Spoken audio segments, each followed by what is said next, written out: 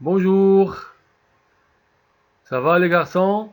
Et les filles aussi, vous allez bien? J'espère que vous êtes en bonne forme.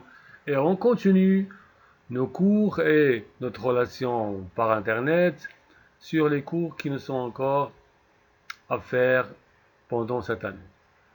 Alors, en vocabulaire, on va voir aujourd'hui sens propre, sens figuré. Ça veut dire le sens du mot dans une phrase. Est-ce qu'il est propre ou bien est-ce qu'il est figuré? Je vais expliquer après. D'abord, on doit, dans cette leçon, identifier les relations entre les mots et leur contexte. Se servir, ça veut dire utiliser ces mots pour comprendre la phrase et le sens du mot, est-ce qu'il est propre ou bien figuré. Et aussi, distinguer dans une phrase le sens propre du sens. Alors, observons tous cette phrase. Le jardinier arrose ses salades. Je répète, le jardinier arrose ses salades. Alors, ici, le sens, la signification de salade, ça veut dire qu'on mange, elle est verte, c'est une plante. Bravo. Donc, c'est le vrai sens du mot. On l'appelle sens premier ou bien sens courant, sens concret. Généralement, on dit sens propre du mot.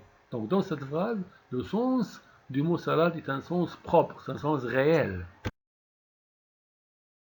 Dans l'exemple 2, on dit à quelqu'un qui parle « Arrête de raconter des salades ». Ça veut dire « Arrête de nous mentir ».